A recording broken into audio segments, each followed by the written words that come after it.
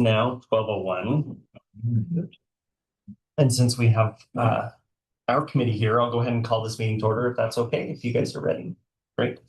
Well, thanks. And this will be my final committee meeting. Well, my final committee meeting as chair, and I've been very grateful to have that ability. So we'll call the meeting to order and do roll call. So Colleen. Present. Commissioner Hunthausen. Here. And Dr. Petrovich. Here. And Mayor Dean. Here. And so we are all here. And then as far as staff is concerned, I don't know that I have met or you're brand new. Yes, if you could please. He's with mine. So I will be stepping away from the committee. As you all know, I took a new job about 6 months ago as a public information officer. I'm not going away forever, and I will continue to support. This is Nancy Leitner, our new grants procurement. Administrator. So she'll be stepping in from the city side for staff support. And this is Sheila Danielson. She's our finance director, and she's Nancy's direct supervisor. So yeah, here to. So I'll be attending for a while just so that I can understand what Nancy is working on, and then until she feels comfortable to attend meetings, and then just brief me afterwards. So I'm just here more as an observer. Great. Awesome. Good to meet you in person as well. Thank you. Yeah. So but I'll be here and can continue work with him and Eliza, Nancy, while everybody feels comfortable with transition. We know that this group has been we joke that we're building the canoe as we go down the river a little bit. And you all have been very gracious as we have had a whole lot of prescriptive guidance from the state trust on how best to manage this. But I think we're in a much better place now, and I feel like you'll have great support with these. So I think we've helped them build what needs to happen. I think we've done a wonderful job, and you, and by we, you all have done a fantastic job in organizing this and setting the standards. So, next item on the agenda is to the minutes for the September 30th and October 6th meeting. I do have a couple of corrections to the September 30th. I'm named a couple things. I've been called much worse, but sometimes I'm Wes, sometimes I'm Weiss, but I'm never Feist. And so that's a mashup. Yeah, so we'll get that just to correct them to my last name of Feist, if you could please. There were a couple spots. Been called worse, but otherwise, any other comments or a motion for acceptance of the minutes with the requested changes? So moved. Okay. Thank you. All in favor? Aye. Aye. Any opposed? And still no one from the public on? All right. Well, the next, as we move on forward, there is some correspondence review. There's a memo dated December 15th of 2025 that gave the approval of some additional applications. And also we can see what's going on around the state. Are there any thoughts on that? Anybody have any comments on it? Mayor Dean, I know you're new to all of this, and Commissioner Hunthausen, you as well, about kind of the process we've gone through. I know that this is strictly about the statewide MOPE, but it gives you a perspective of what some of the other regions are looking into. The Lewis and Clark metro region was the first to approve and first to get approval, and we've moved forward pretty quickly. So it is interesting to me to see the amounts going forward, because you could see that other areas hadn't doled anything out yet. But so we're in a different financial position because of that. We moved forward nearly a year ahead of many of the others. But do you have questions about it or thoughts? Or no, I mean, I've heard lots of good things in terms of the work of the committee and how you all have been deliberating. So I'm really excited to be part of it. And happy to lend myself wherever needed. Go next week. Thank you. Mr. Chair, Mayor, if I might, if it behooves you or you want a moment to sit down and we can walk through. Yeah. Yep. That sounds great. One thing I found interesting from the memo is the direction that Missoula is going, that all of it, all but one of their grants in significant amount are all going to the municipalities of the city or county of Missoula, which is a unique approach, I guess. But I found that interesting. So, but $6.1 million has now gone out, 61 applications across the state. And yeah, any other thoughts or concerns before we move on? We didn't need to do anything with that information. It was just kind of a discussion point. I wish, Chair, there were a way for us to have some input. I mean, I know there's a vote and they approve it, but my biggest concern is that Montana Meth Project, and they keep getting funded everywhere, and it's not best practice, and they're not going to be able to prove that any of that money helped do anything. Have you, or would you, I don't know your thoughts on reaching out to the MOAT members? Already a done deal, mostly. I mean, do we know where our region is in getting their stuff together?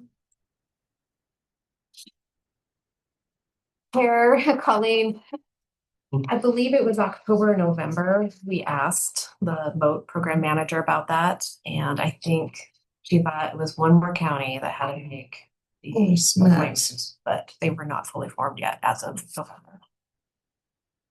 Are you able to So, mention that county?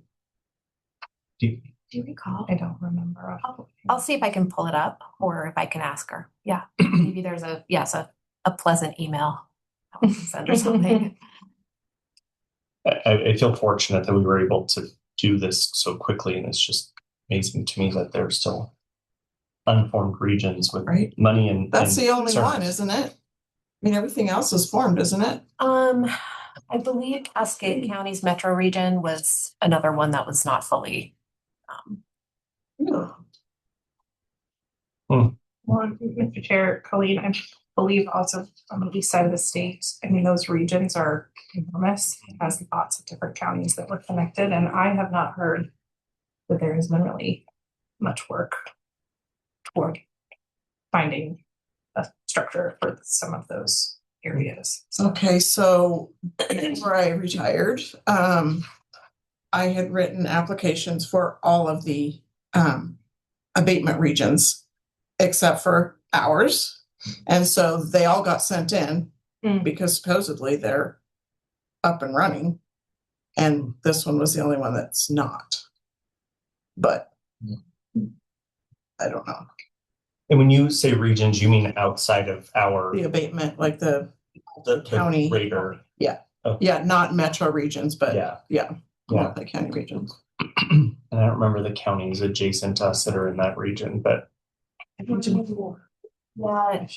Robertson, Beaverhead, Gallatin, ourselves, Jefferson. Powell's in it. but not Lewiston Fire. Because we are our Because we have our own, right? So it's east and south of Lewis and Clark, Mhm. or excuse me, west and south of Lewis and Clark. And now, is Broadwater in that one? Do you know? Look it up. Oh, I might have it right here in my opioid notebook. That's what I was looking Mr. for. Chair, well, she's looking for that, I just missed that, a note, maybe in our future packet. Because I looked at the map as well, but of course don't have it. Mhm. If we just have that as a ref, that'd be great. Just, I forgot mine too.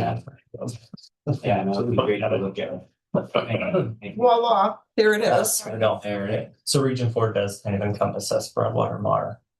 Yes, and yeah, Broadwater, Mar, Jefferson, Powell, Granite, Deer Lodge, Beaverhead, and Madison. And if you could find out what county it is that is dragging their feet, I mean, we've worked with prevention specialists. Most of them are gone thanks to the state. But anyway, I might be able to help. I mean, the prevention specialist should be helping, or could at least say, can you at least get together, because then they can apply for funds. Mhm. So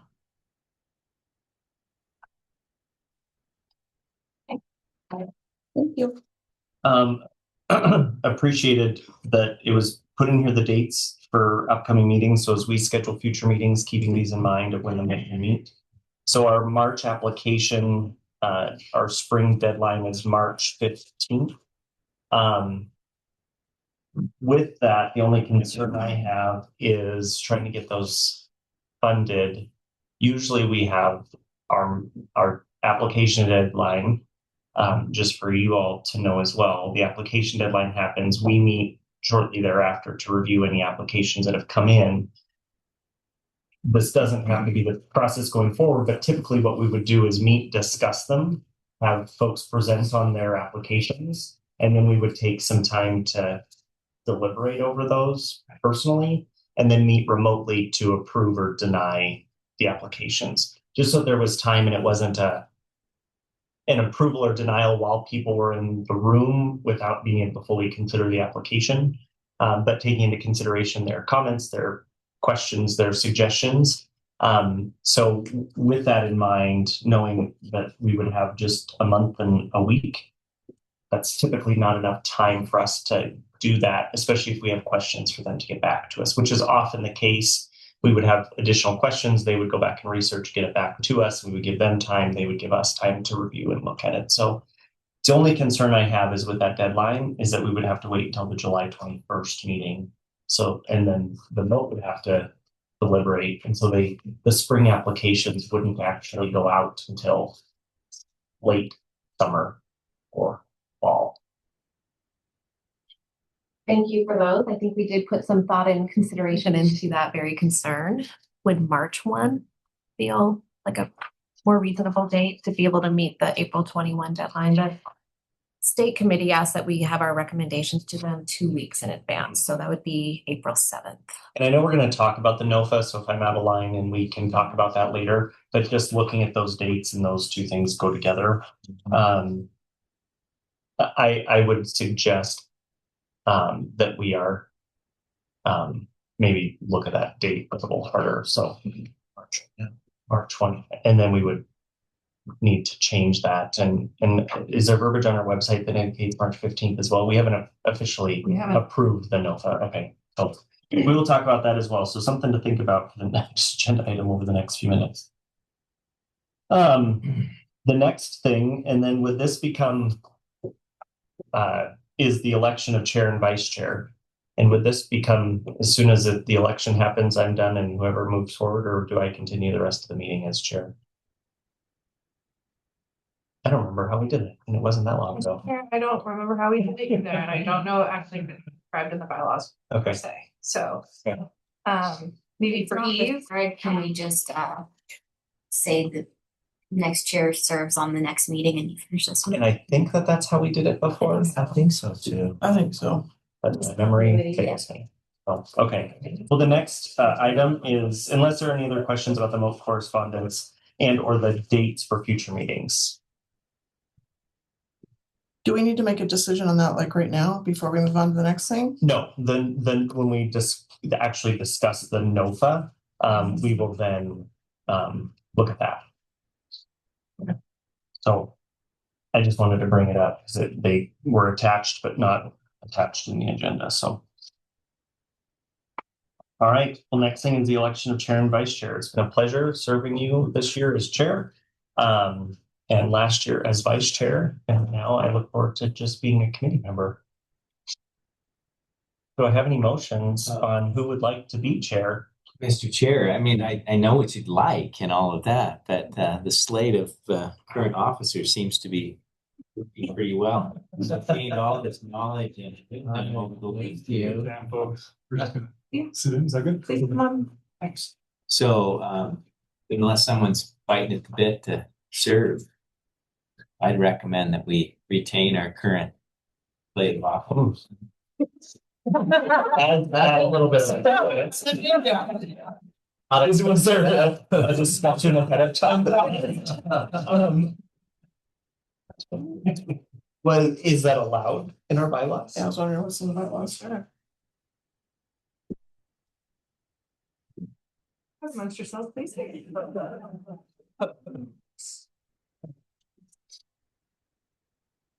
Members can resign.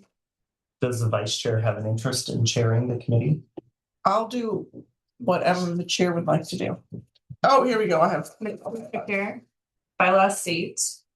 The chair and vice chair shall be elected annually for membership by majority vote of the committee at the first meeting of the calendar year. Amen. Period. Yeah. Are you okay with Interpret as you would like. Yeah. And I'm not opposed to it. The only, I don't want to take it from, I'm happy You're fine. to not serve as chair also. You're fine. And I don't know if there's a concern or a need to have someone, Commissioner Rolfe served the first year, I served this past year, to have a non-elected official serve. I don't know if that's something to consider. But yeah, I don't want to be just to be, but I've enjoyed it and I'm happy to, and thank God for the incredible staff at the city and county. And also I want to extend, as has been mentioned in the past, that Amy, the city clerk of East Helena, is happy to assist in any way. I know it's not as simple to just do that, but she is happy to help in whatever capacity is necessary. So I can just say, having worked with boards, it's kind of nice to not have turnover every year. sure. Great.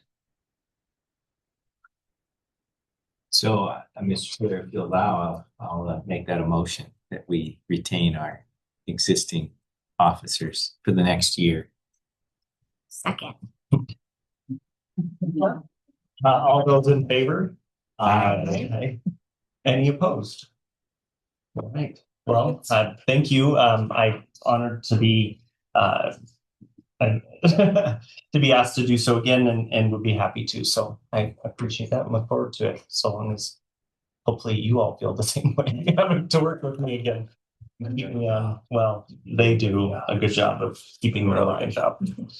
All right. Well, then that answers the other question about how we move forward throughout the rest of the meeting too. So the number 5 is a status update on funded projects, which I thought were terrific. I did really appreciate the county detention center medical provider program. That was the most thorough update, and I appreciated the quantitative and the qualitative information about it. I really appreciated seeing how many, who was served, percentages, what was going on. I feel like this really hit what we were looking for in data back to us, and how this money is supporting the community. Other thoughts as we can go one by one through them, but other thoughts on the Sheriff's Office Detention Center Medical Provider Program? Yeah. Mhm. I would have liked to seen the change. I mean, I guess there was one note, oh, last year we had, from here to here, and this year we had kind of from here to here.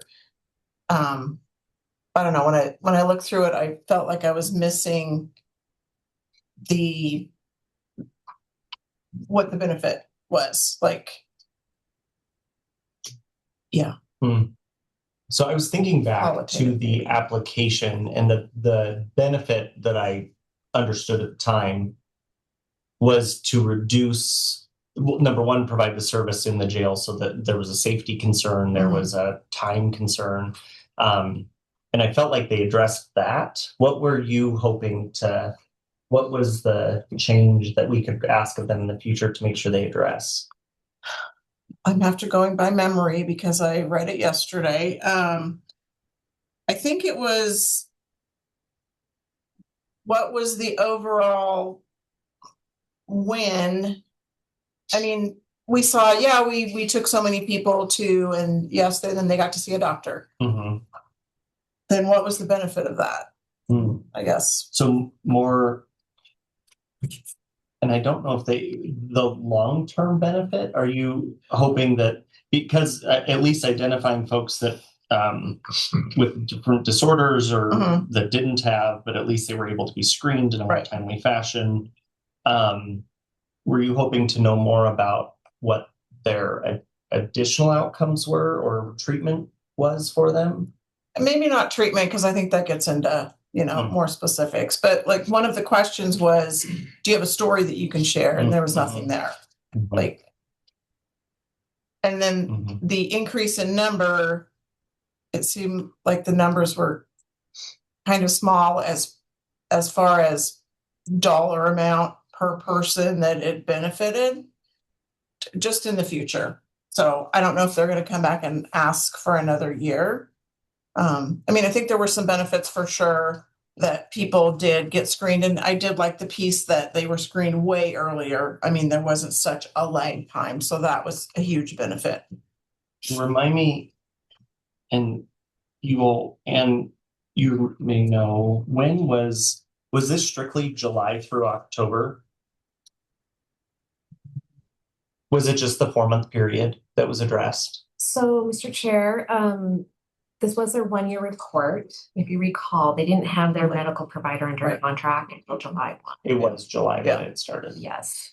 And so really this is serving as a 6-month report, but the 1-year deadline was, I think, in early December.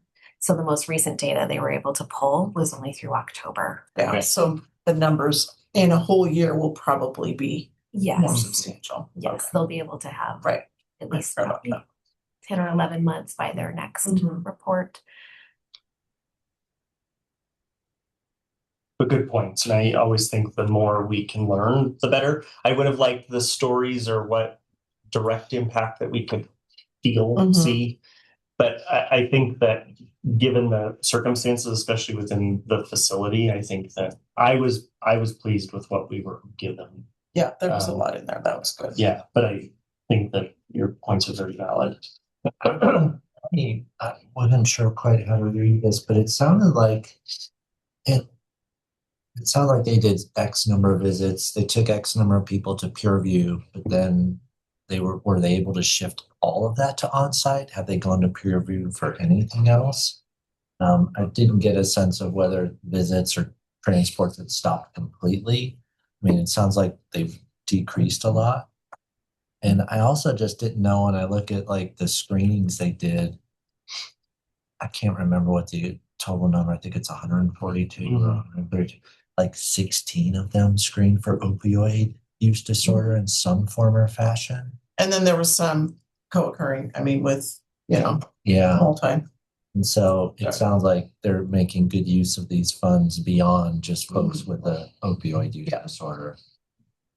And I just thought it was interesting originally that they had to screen for that first before they could do anything else. If I remember that correctly, like that was the number one. And then if they didn't, they could be treated otherwise if they needed to or not. But they had to identify whether or not they had opioid use disorder to begin with. I don't remember that. Am I remembering that totally wildly? Unfortunately, Mr. Chair, I can't recall. I'd have to go back to the original application, but I do think that there was something along those lines that they had to screen for that first. And then if they didn't, fine, and they moved on but then to your point, is that it then allowed them to determine other treatment options or not for that individual. So and it sounded like they just had to take them to peer review for one treatment that they must not be able to do in the jail itself. I don't remember what it was called, but I think was it some kind of injection? Yeah. To be curious why they can't do that there, but that's not necessarily for us to concern ourselves with. I was just more curious. Any other thoughts or concerns? All right. As far as the agenda is concerned, the action was to discuss the extended reporting period. Could you give us a little bit more detail on that, please?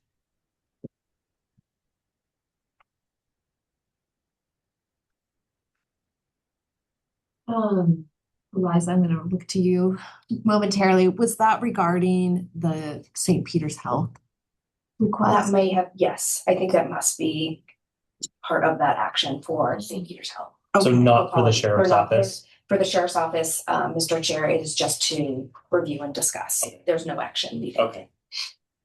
Except, like you said, they didn't get their medical provider until July. Yes, so Mr. Chair, Colleen, excellent questions. And this is actually related to the St. Peter's Health one. We understand from the MOAT program manager, their perspective is if a program or project hasn't expended all their funds within that year of funding, they're just going to extend that reporting period. So this one's actually going to line up well with until June 30th. But yeah, that's the way that the MOAT is treating those. If projects aren't complete or funds aren't fully expended in that year, they just get extended another 6 months. Or And to that next 6 month of reporting. If that's how the MOAT is doing it, do we need to make a decision about that, or is that just going to be what happens? I think that's just going to be what That happens. was my understanding. That's just how because the MOAT really is the one that sets up the deadlines for the reporting and all of that. So it's really based on what they choose to do. That makes sense. Yes, and because the funding is sent on the front end. Yeah, I know we haven't been too concerned with that in the past, but okay, great. Well, then moving on to St. Peter's Health Foundation, and theirs was more, pretty detailed as well. As far as numbers, very quantitative. But then they have a request that it sounds like we do need to make a decision about during this meeting. So thoughts on the St. Peter's Health and for Mayor Dean and Commissioner Hunhausen, are you aware of, did you get a chance to learn a little bit about the past, what that application went to? No. Okay. So the addition to the Fuse project was to pay for a vehicle as well as staff time. So the Lewis and Clark Metro Region paid for a vehicle for them to transport and assist with patients that are typically, but we wanted numbers and to see how it was affecting those. Correct. Patients that are utilizing the emergency room as their primary care physician or utilizing it for other reasons, but to help them get resources and referrals and take them different places. Treatment is if you were able to read that, and then also staff time. And I don't know, I was concerned, I guess, as to why they were, if they were on, they could maybe describe it, but I don't see them so under budget, which is good, but that also were the services that we were hoping they would provide not provided because of that, or was it just they were that efficient? I think I read that they had received another grant from another source, and so they augmented their program, and that was the main reason for the underspending. Is that correct? Yes, that's what they provided. So they're asking to use the remainder for something else. And maybe that's because the other grant won't allow that, I guess, but Maybe. yeah. Again, I thought that this showed that the money was at least being used, helping people. It was interesting what they want to use the truck for, but it's kind of Makes sense. as we've looked at it, part of the continuum of care for those individuals to help them hopefully reduce or stop the use of things that are getting them to that position. And so if that's beneficial and they are showing us that it is, other questions or thoughts or? Just a question, if I could, Mr. Chair, about the original presentation. They talked about the Fuse program and what it does with their, okay. And this was a supplement to that program. Okay. Yeah. Would we be looking for a motion then to approve the $60,000 to purchase a truck for this program as well? Not exactly the motion. And what we had done in the past, just for the two of you to be aware of too, is that's their vehicle. That vehicle belongs to St. Peter's Health at this point, to the foundation. We're not looking for anything back. We're not looking for, that's what they're using the money for. And so whatever that goes to in the future, our hope is that it would go to, and that it would go to similar causes. And we had also asked for it to be wrapped and have some information about the moat. And I don't know that we ever got feedback or follow up on that.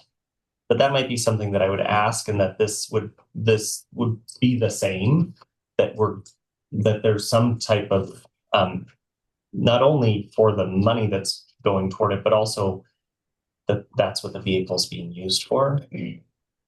Mr. Chair, if memory serves me, that was included as a condition of their approval on the initial application. Do not believe we've seen a picture of it or anything like that. But I know at some point there was some correspondence about getting logos and things like that. So I think that it was done, but we would need to double check. So I don't know if that's of interest moving forward to do the same, but kind of same conditions that we had before. But I will look for a motion for whatever you all see fit for the $60,000. And that money, Chair, is going to come out of this year. What they had from last year remaining. They're just asking for our approval to reallocate that money. Okay. So we're not giving them anything Not anymore. additional right Okay, now. got it. Mhm. Okay. So just let me clarify, a reallocation of $60,000 from their original grant to be used for a second vehicle for the program. So moved. Second. All those in favor? Aye. Any opposed? All right. Any public comment about that? Okay. All right. We can let them know that we look forward to that and And I let's also clarify the moat, we will send that to the moat, that this committee sure. has approved that. And then the moat itself will have to also approve that. Yes, thank you for clarifying that. So everybody's aware of who's on this thing. The last is Good Samaritan's October and November monthly report, and it is attached. And theirs was in similar style, the Stops campaign. And they're here today too. All three of you? Okay. Four. Oh, okay. Anna's on there. We counted three. Okay. So any questions about this program? And this was a grant for $100,000 for the Strategic Outreach Peer Specialist Program.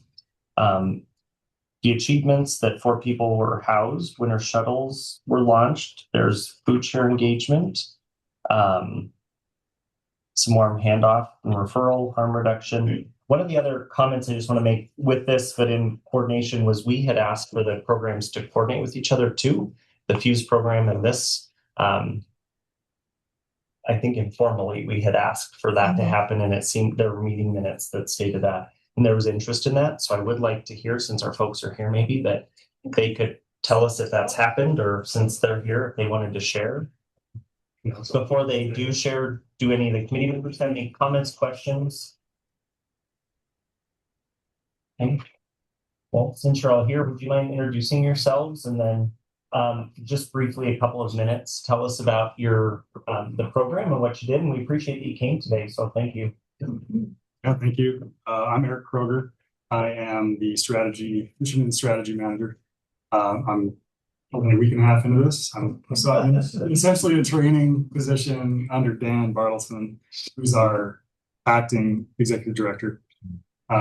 So training to backfill when he moves on. So I'm kind of in observation mode, learning mode.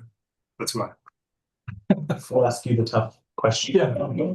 I'm Michaela Capan. I am the ministries and service manager. So I oversee our place and then also the street outreach and assistance ministry. I'm Maddie Arnold. I'm the street outreach coordinator with Good Sam's. Mr. Bartleson? Can you hear me okay? Yes, sir. Okay, I always like to check, and I'm sorry I can't be there in person today. I'm the acting director with Good Samaritan Ministries. That includes the thrift store, Our Place, and the street outreach program. Um, I came on last April and to provide some leadership during a transition. Um, and so overall, I would share that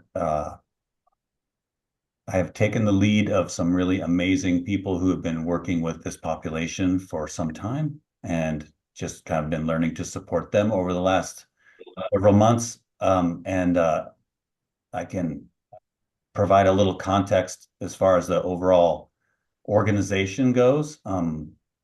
Both Maddie and Michaela can provide more detail on how the street outreach coordinator position and the part-time navigator position have been engaging. And I'm sorry, I will say the context for Good Samaritan is the restructuring has been pretty challenging in many ways. But I do think that we're kind of in a stabilization phase at this point. So I'm happy to share that, and I'm happy that and I'm happy also to share, especially in this gathering, that we didn't see an interruption in services. We actually saw an expansion thanks to the efforts of the Opioid Trust and the guidance and patience of those who are administering the trust. As far as and I can't really speak to an informal request to collaborate with views. We have collaborated with Kayla Morris at St. Peter's Community Health and with Mark Ney, definitely in overlap of the different services we provide from several perspectives, which would include Our Place. There is a lot of daily communication there with those who are working with this population, and much like many other community partners, Kayla has provided a lot of orientation and steering for our entire organization, as well as like some framing for street outreach and just from her perspective and how she's kind of engaged these funds. So other than the daily things that have come up, we haven't initiated any serious collaboration regarding this specific funding, because of this funding and that kind of thing. Unless, of course, Maddie and Michaela want to fill you in on things that, and with my kind of poor attention span here, I have another full-time job in addition to my duties at Good Samaritan, and I do miss a lot of details. So I want to make sure that I don't have the final say. Thank you. One of our goals is that we're not duplicating services through this funding and that we are helping provide as much resource to folks as possible. And so now you all hearing that our goal is that these programs are collaborating with one another within the Lewis and Clark County, that that's something that can also happen. So then as I'm understanding it, the 55 clients that were served were just through this 1 month period. Is that correct? I believe so, yes. I mean, I see it as that, but the report was listed as October through November, but this is just November. So 55 clients in 1 month, to me, sounds pretty significant. I know the level of services are going to vary, but that sounds pretty significant in my mind, especially with the clientele that you're working with. They're usually not just one challenge, they're multiple. So. Did you have anything else to add to what you're doing or what successes you're finding or? In terms of collaboration, I think a lot of what we do is community connection and just meeting with clients wherever they may be. I think oftentimes it tends to be Our Place or downtown at God's Love and just throughout the community wherever people end up that day. And I think the collaboration comes with continuing to refer, as we don't have like many of our own things that we can complete necessarily, but it's like referral to peer review for continued medical care, or a lot of times getting the call from Mark from Fuse and connecting with the client that's leaving the hospital to bridge that gap from when they leave his care and come out onto the streets.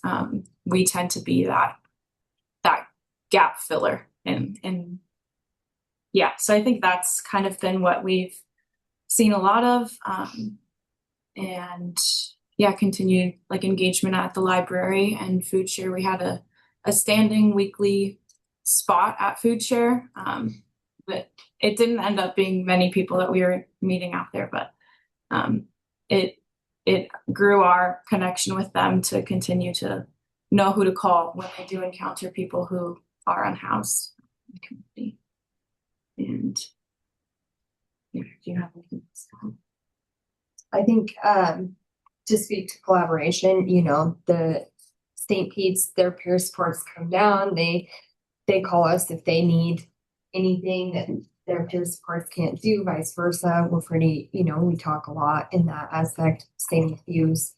BHU, we go up there if they have an unhoused individual up there that is going to be discharging and needs to the streets. We pick up that gap there. So I think we have a lot of collaboration with St. Peter's Health.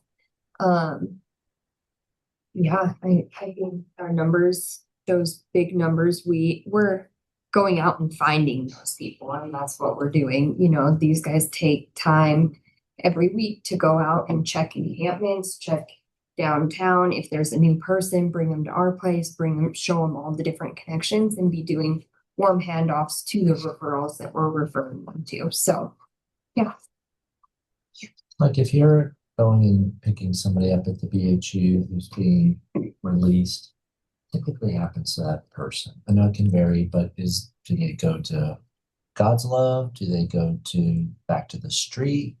I mean, what generally? It typically depends. We often try and advocate for clients at God's Love because their space is so limited. It doesn't always work out, but I think the physical, like we bring them there and talk to Dave at God's Love and have someone on their side, I think helps a lot. So we found that people are able to get in and get a bed there when we physically go. Yeah. So that's what we try to do often. If that does not pan out, we have material like tents and sleeping bags that we can give out just to keep people warm. Yeah. Wherever they end up. Yeah. I have a question. So at the presentation, they talked about that this funding would allow them to, or allow you all to go out farther into the county and try to identify people.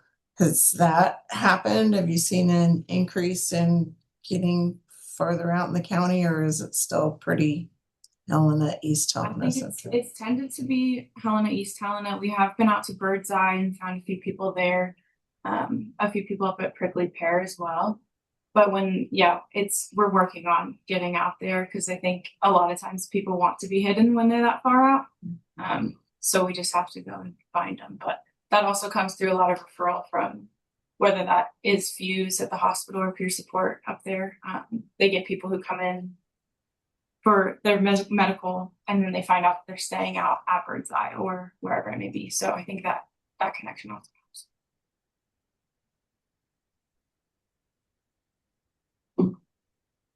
Well, since you're here, and this, I won't speak for the committee, but at least for myself, I also want to hear how we can continue to support you all. And if you see that there's other needs, and if you choose to apply again in the following year, adding that sort of thing in as far as to meeting the core objectives of what this group is here to do. How can we help continue to support the communities that you're working with? And to Vice Chair Smith's point, further out to the county as well, ensuring that we're gathering everyone from all reaches of the county, if and when needed, and if and when where they are. But thanks for being here. Any other questions for them?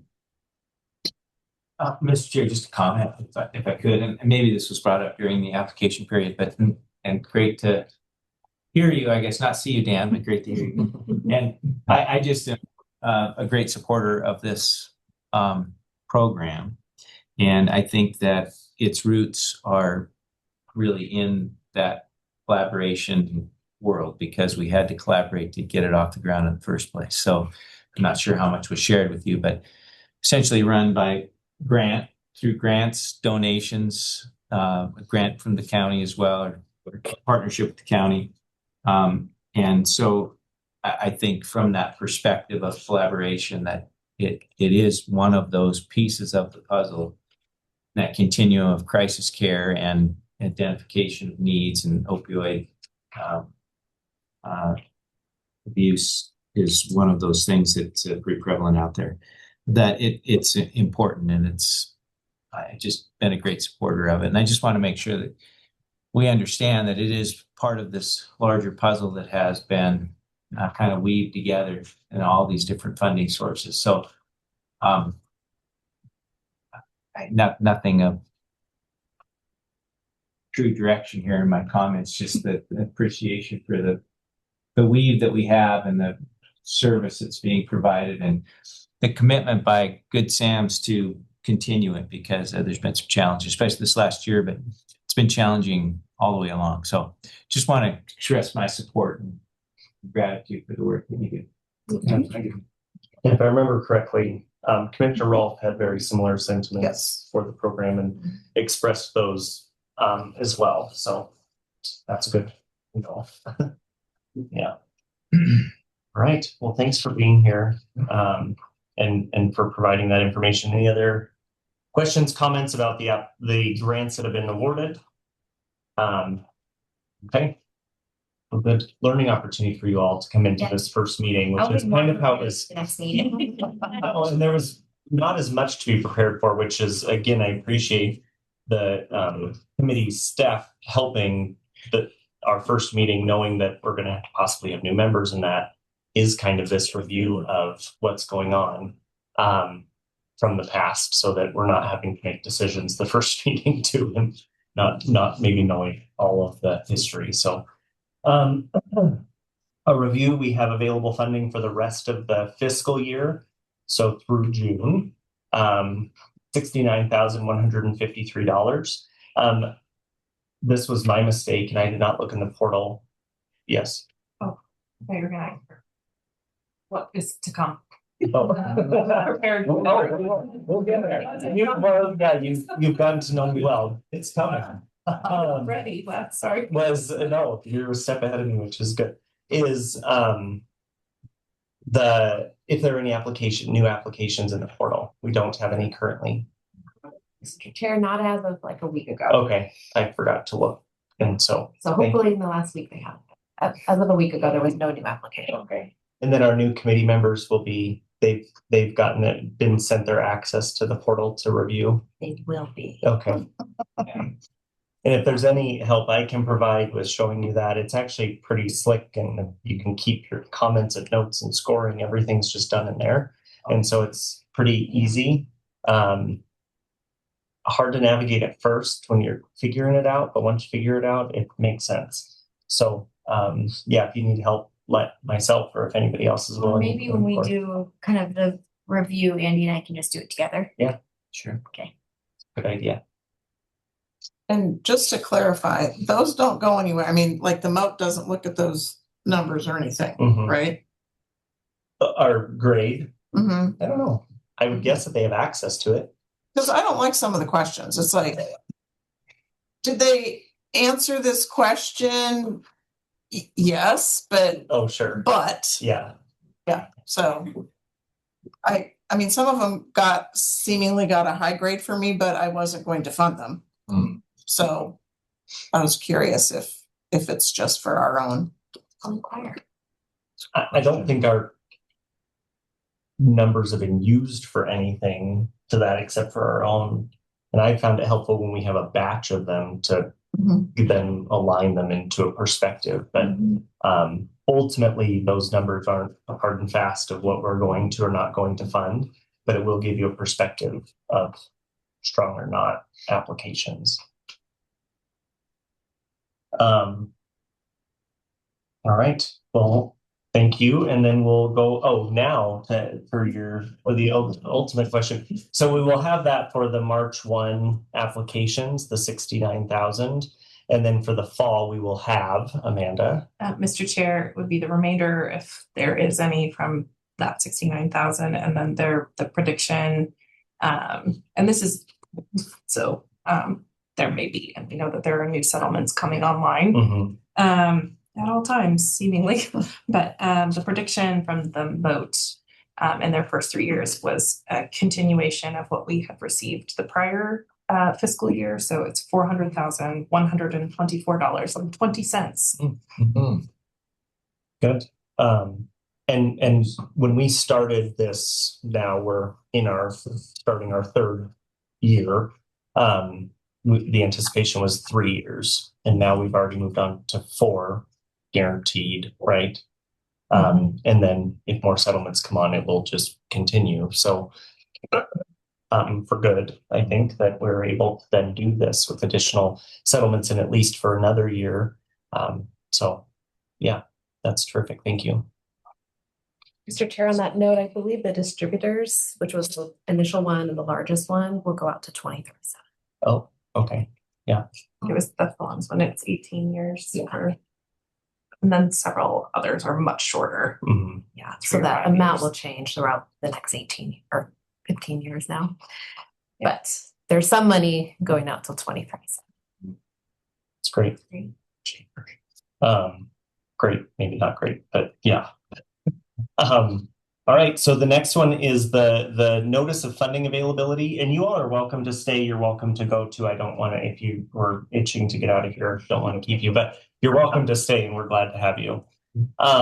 Is the notice of funding availability. So a review of the what was put together when we started this. We didn't know what we were doing. We just kind of started it. We were the first ones to start it. Correct me if I'm wrong.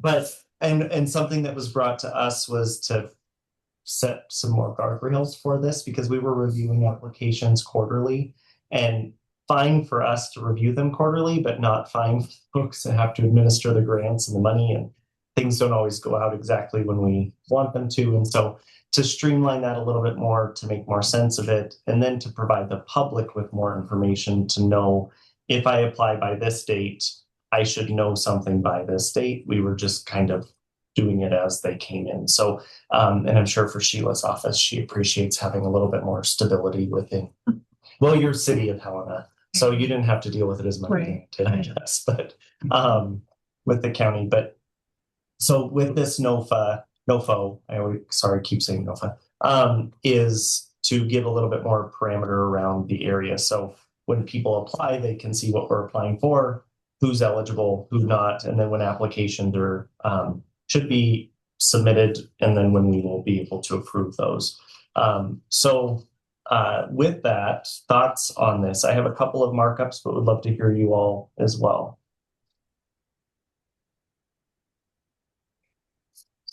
Conversation, I'd say.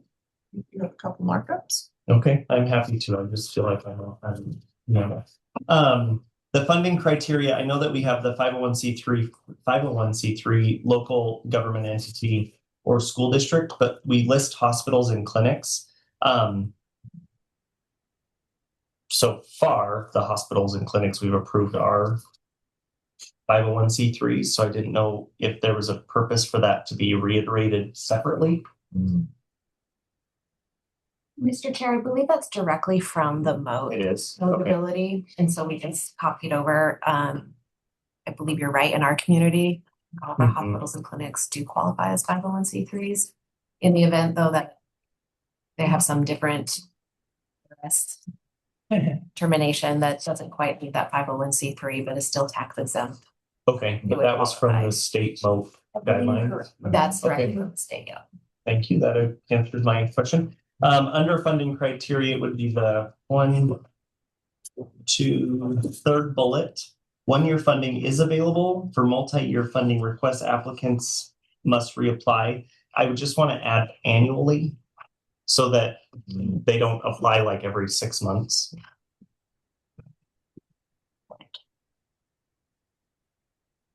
Under other application details to consider, one thing I reread this a couple of times, so if I missed it somewhere, let me know, but that we will require periodic reporting. We don't state that in this. And I think that we should, so that people, I know we say that on the back end, but that folks know we're going to ask for, and I don't want to state that because for some of our we've requested different reporting from different organizations. And so, which I think we should have the prerogative over, and depending on our feelings about the application, but that we will require periodic reporting if awarded, as established at the time of the grant recommendation.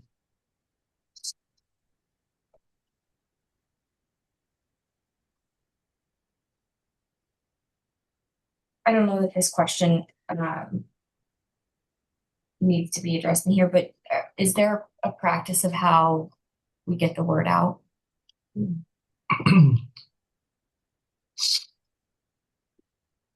Mr. Chair, Mayor Dean, we have not necessarily proactively reached out. We have since the beginning, and she's actually not. Oh, she is. Hi, Jovan. Jovan Wegener has covered this committee pretty extensively over the last several months. The moat itself, I think, may do some promotion around the state. I think there's definitely an opportunity, especially with some stated priorities and a clearer process, to provide greater detail. Maybe like our 3 entities can. For sure. I thought we had a conversation about putting it on the website.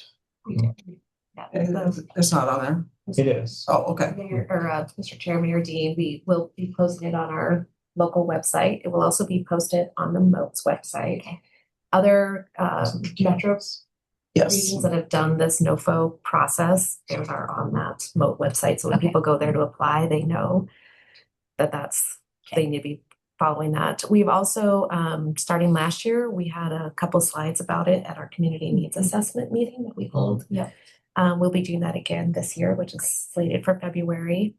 And that will be while the NOFO's open. Okay. And then we do intend to let all of our existing applicants know about this NOFO process, as well as we can certainly send it out to the Helena Resource Advocacy listserv, which gets most nonprofits in the community.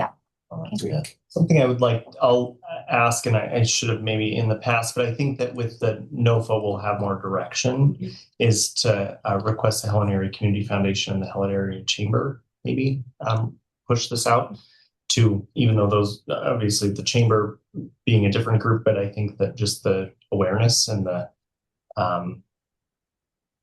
that's how it's going, especially in this community, would benefit. So I'd be happy to ask if and maybe get some assistance from you all in crafting a message that we could send just as an awareness. And maybe that will help drive some applications for our March 1. Not that we're going to have a lot of money for March 1, but that it would help drive them in the future. And that is would maybe be the other change, is that we would change that to March 1.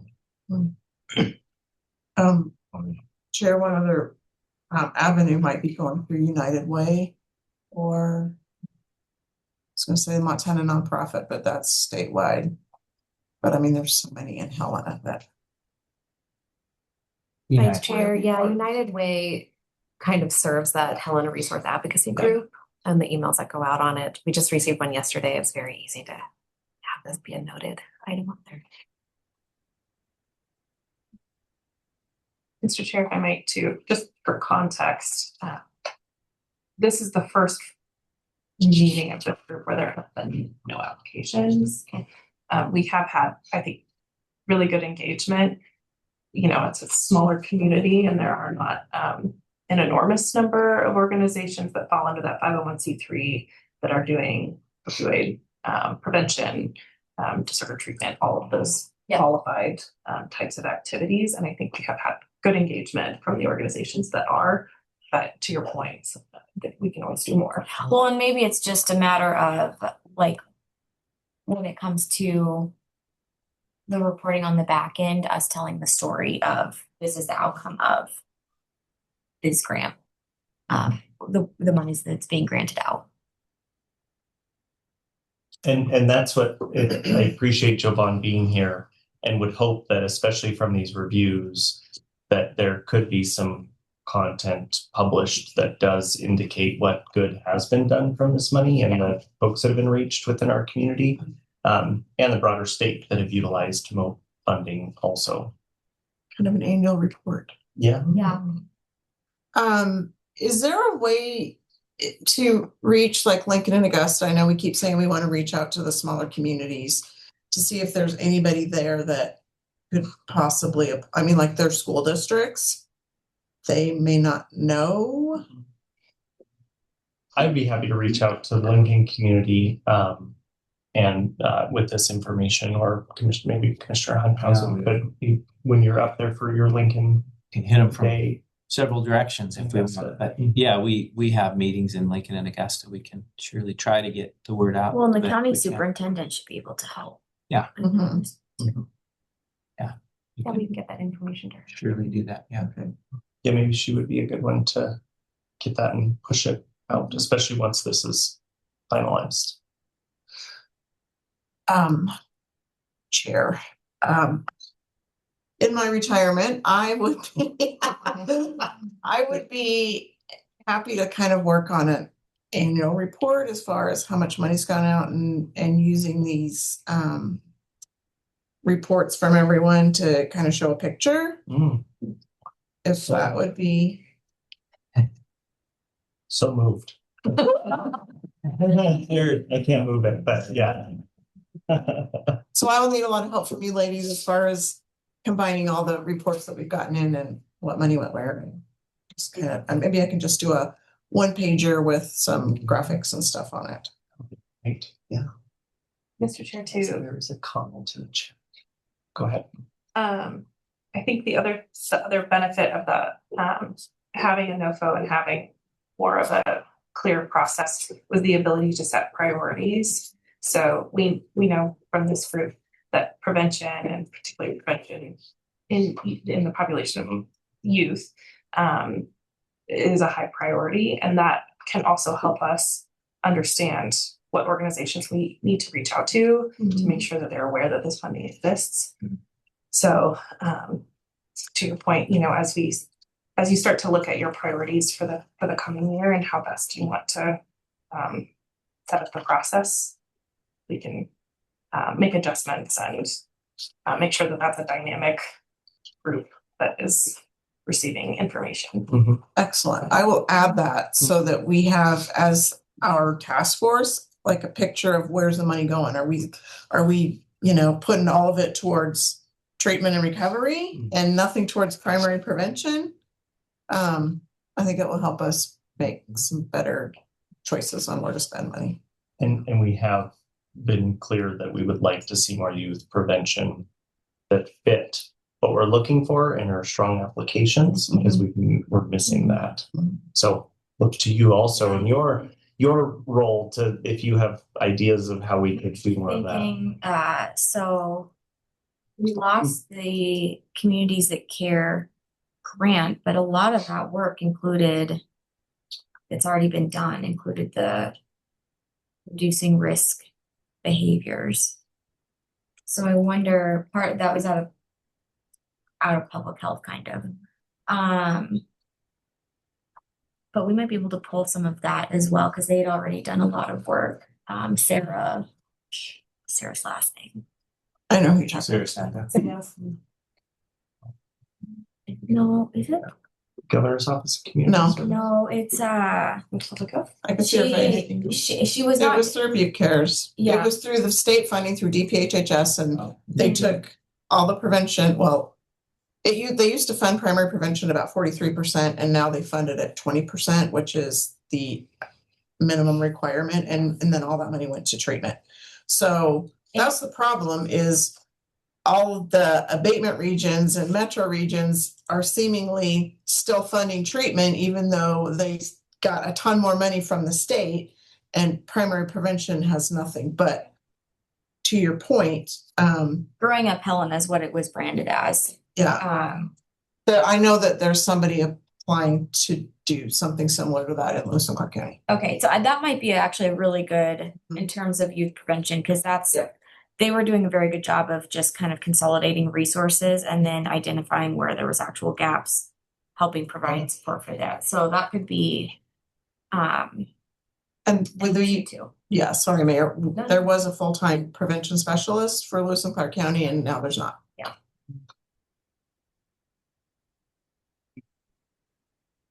And I saw that we did have a public comment that if there is an annual report, so Vice Chair Smith, if you're willing to do that, great. And it looks like Jovan would like to look at that and complete it. So Absolutely. great. Well, we can put it on the, once I'll Mhm. do it and then We show should it to do- you all and you can approve it and then maybe we can put it on a website. That would be terrific. And again, leading the way for the moat. I like it. Yeah. Maybe they can hire me to do it. So I think then the changes that would also be in here are the March and then September to keep it consistent dates. And then the others that were mentioned. Minus the hospital and clinics because that was addressed. Other thoughts about the NOFO? So, Mr. Just a question, back to criteria and the 1 year funding available, multi-year. I don't know if there's been any discussion about those programs that have been funded, and is there any prioritization for future funding, or is that a consideration at all? Is it really like what's going on? Think they're affecting change or completing their mission, if you will?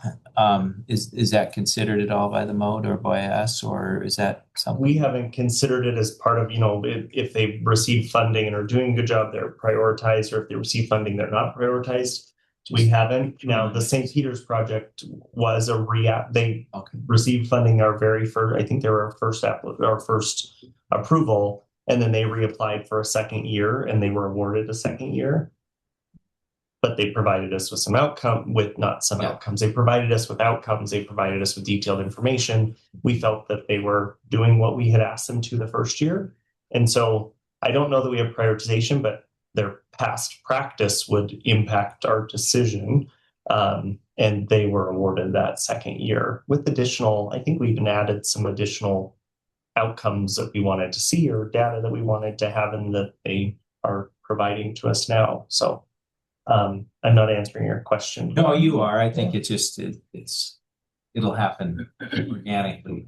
You're doing a great job. And the likelihood of that being a natural prioritization will probably happen. Yeah, but so far we haven't So set it's not- a priority yeah, right. on that. But if you were interested and wanted to discuss that, we can. I just thought I'd bring it up. I didn't know if there was any, the MOB was considering that either. I know that the funding, and we're going to get a lot of good ideas probably over the coming years, and there's going to be, I could see a potential of spreading out the money so much that we're having a little effect, or folks can't continue doing what they were doing because this year they didn't get funding because there was this other great slate of ideas and that one dies on the vine or whatever. One of the benefits to the St. Peter's was the first year was to purchase the vehicle. So their second year application was a lot lower because it was not for that purpose. So we had provided that resource that would extend for whatever period that they did their work.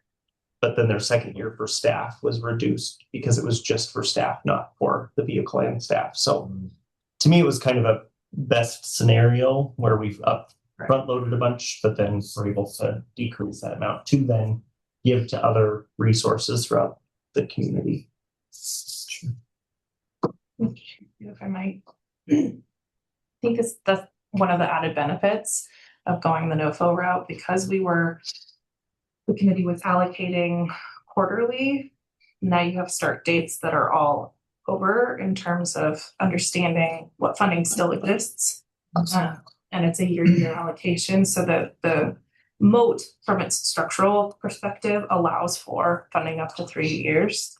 This committee made a decision early on because of that kind of moving target of the funding decisions that would be made, decided to do year to year. That has benefits and challenges in terms of, that longevity that you're speaking to. But it allowed the committee to know that it was a one-time decision and not necessarily binding future funding. Sure. But we're at the end of the year and we have 69,000. You know, if we happen to have a group that comes in on that 1 year cycle, then maybe they would have outcomes and things to be considered, but funding might not be there, and then it would need to move to the next. So there are a lot of benefits, I think, to going to this makes sense. less, I guess, reactive model, a little more proactive. But that would be up to the committee if you chose to want to reconsider the 1 year allocation. That's up to you. One thing I would like to see in the NOFO, or at least somewhere addressed, is what we have left for this fiscal year until June 30th. And then after June 30th, so if people are looking to submit an application, that we're not going to get $500,000 applications for the March 1 deadline, but that they know that if they waited, that may be more likely possibility for different projects for that September deadline. That would be something else to just include, so that I don't want to overpromise that we have something that we don't. But if there's maybe a smaller grant or grants that want to apply for the smaller amount, that makes sense, and the others could possibly wait after funding comes in.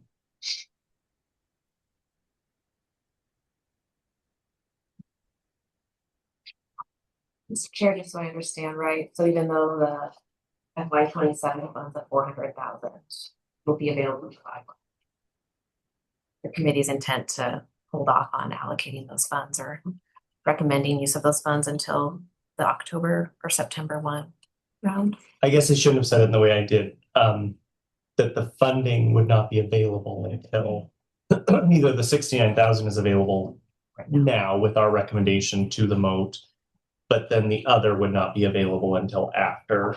But we're not making that. I guess I see what you're saying, because we could in March decide yes for an April, and then that could be submitted, but that it would not be available until July 1. Yeah. It's likely with the MOAT doing their meeting on April 13th, it will probably be sometime close to end of May or early June by that time that new contract has been in place. Yeah. So July 1. So it could work out for July 1. Sure. But then that would reduce your money available come this time next year. Yeah. That feels like putting it on a credit card. That I don't know. But what are your all thoughts on that? Or at least just making it clear that the funding is not available until July 1. Yeah. If applied. So if we do get applications, then we can say, we like this one's solid. We know that it's not going to go out until July, just so long as organizations are aware of that lag.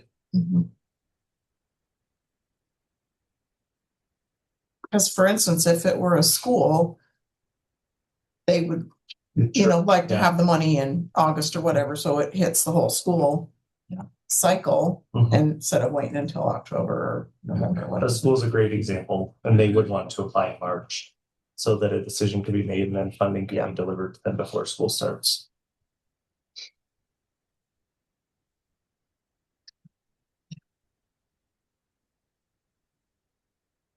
All right, do I have a motion to approve the NOFA with the comments that we described, and a clarity of the funding currently available and available July 1? Mr. Chairman, I had one thing. Yes. Within the highlighted, you'll see the priorities for this year. So I just want to make sure those were just all of those Missoula's. So I just want to make sure that folks saw that. And if that's something this committee would like to also have those as priorities, or if there's other priorities or different priorities. I just want to make sure you were all aware that what's highlighted in there was not something that was determined by this committee yet. Good point. Yeah. Prevention has been our number one, as we've just discussed it. Treatment and recovery continues to, which we have funded. The programs for criminal justice involved, we have funded, but we haven't made a priority. Yeah. Personally, I don't think we should list it as a priority. The way we've covered it is under number 2, right? Not separate. Unless anybody feels differently. No, I like that.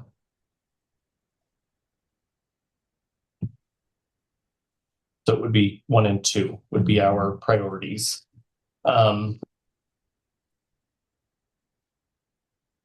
Maybe we change the line though to something about instead of will fund has a priority to fund those programs.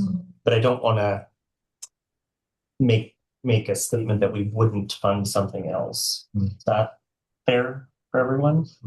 Sure.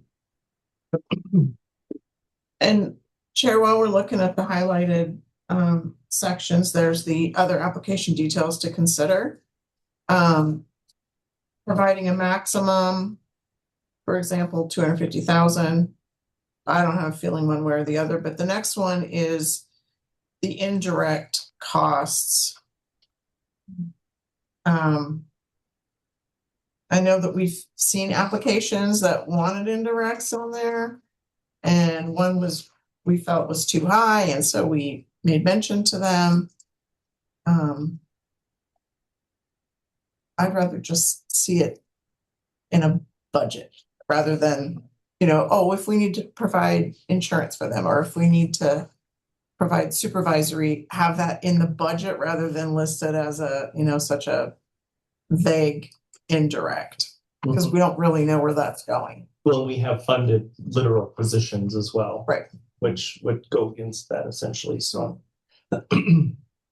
so would your recommendation then to be just to remove that, except for the periodic reporting portion?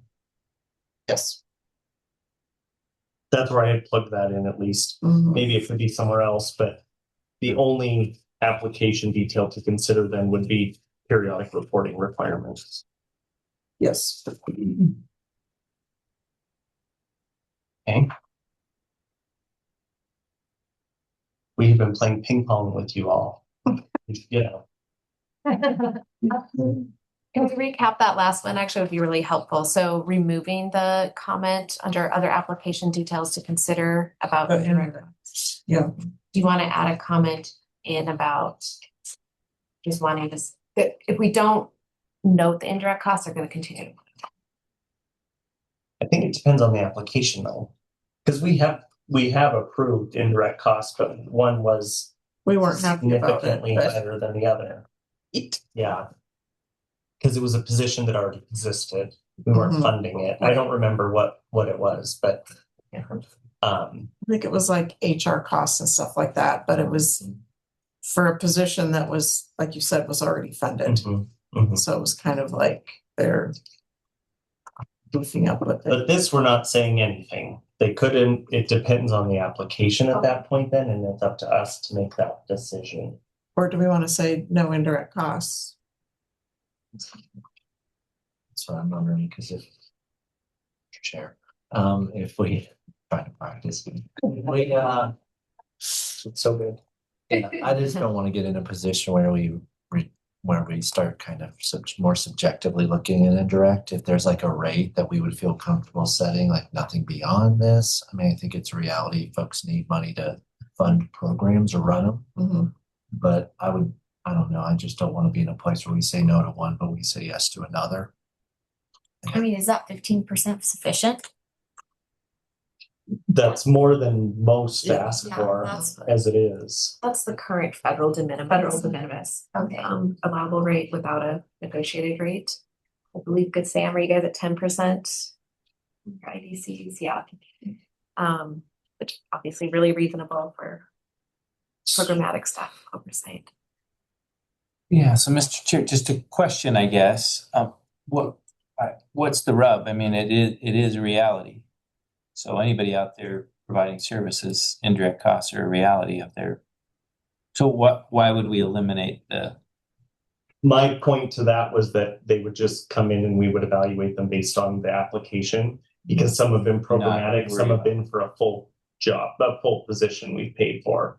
So if we were to leave it, would that then exclude being able to pay for an actual position? Because that is the whole thing is the indirect cost then? That would be considered indirect? Oh, no, just stating, or there's a position that already exists. Now we will pay for up to 15% of that position that already existed beforehand. And other costs. But my point was then we can look at the application just based on the application. Because they're all different. Some of them have been for things, people, cars. Sure. So there hasn't been a consistency of what we're seeing. So that would just reduce that. But I guess if they were to put it in, then we are giving them a cap if we left that.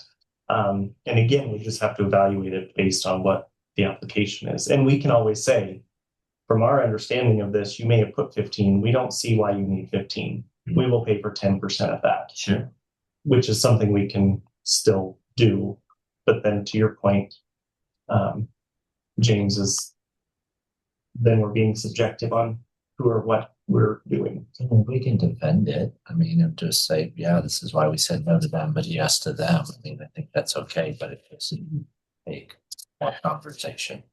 Yeah, maybe a cap, like you say, but will require justification. You can't just throw 15% indirect on your application.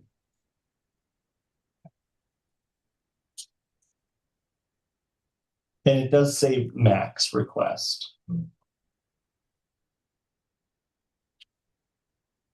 Mr. Chair, and I do like the point that Vice Chair is making in that not just throwing it on there, but up to, and then you have to describe it and defend it and itemize it as you're talking about. I mean, that makes sense. So maybe clarifying this and removing the note part, of course, but a note about that being a maximum, but not necessary. I don't know how we would word that. I think we just say it has to be justified. Okay.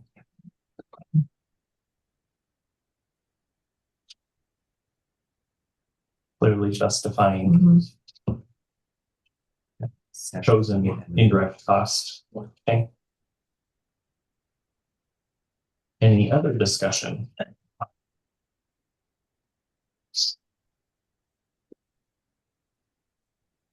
Do I have a motion to approve with all of that? Do you feel comfortable with that? Okay.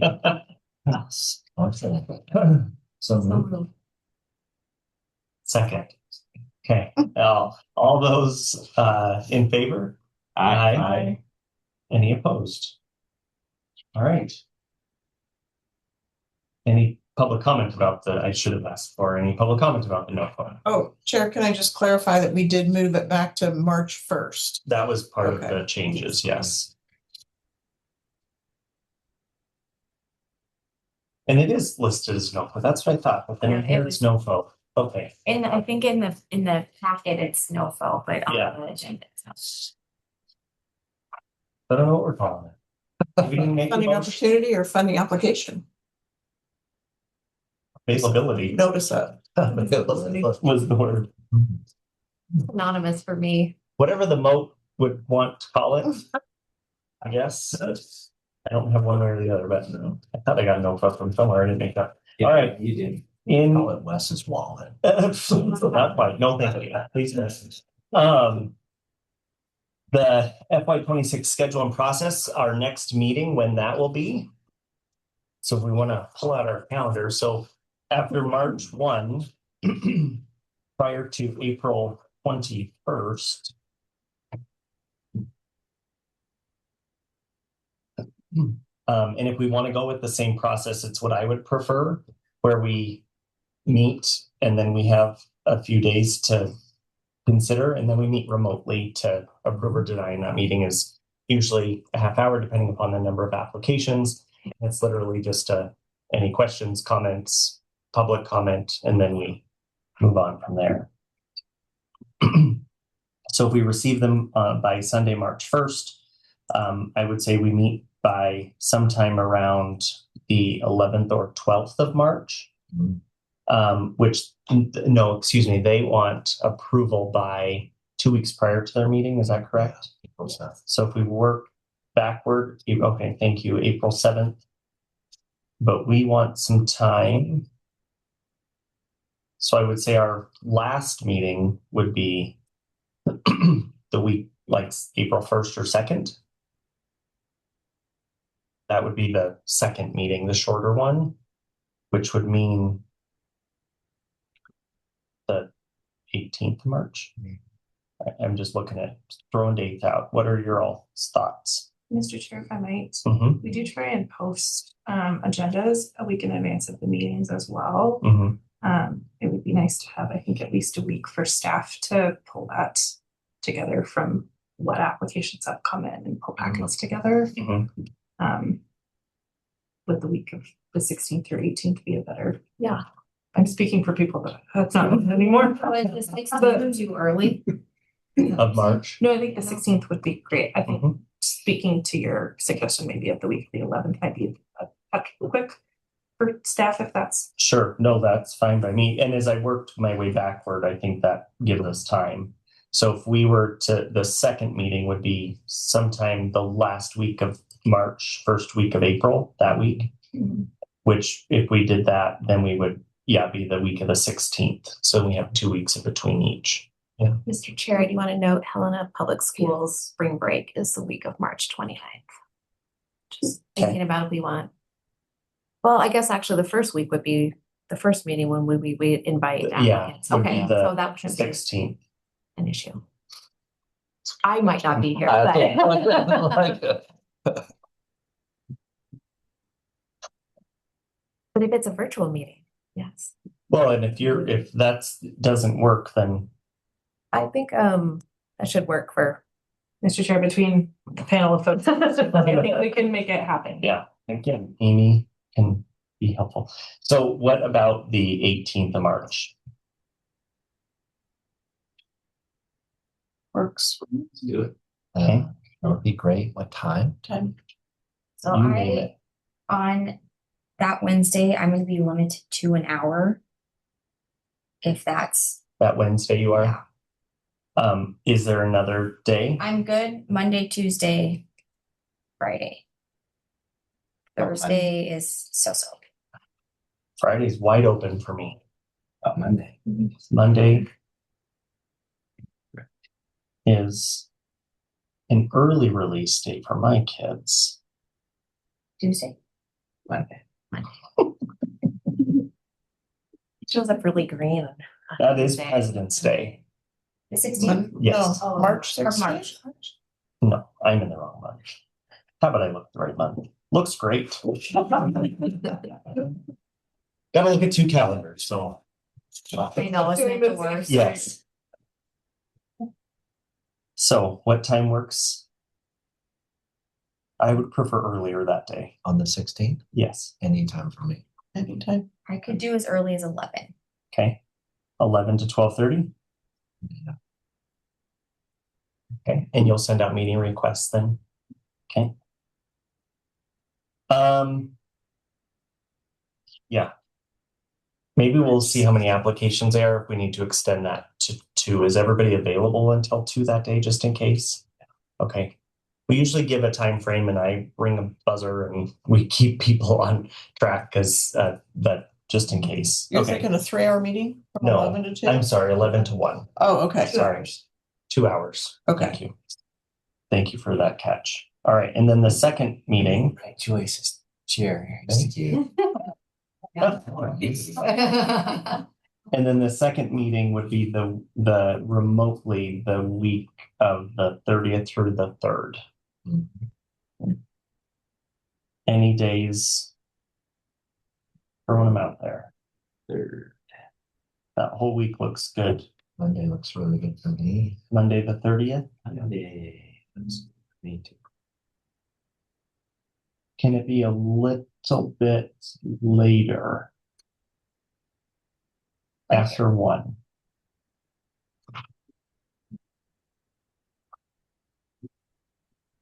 Chamber. Yeah, 3:30. Yeah. But it's usually just a quick half hour. Okay. Virtual. Yeah. Right. So sometime between 1 and 3, is there a time that works best for One folks? is I'm open 1 there. works for me.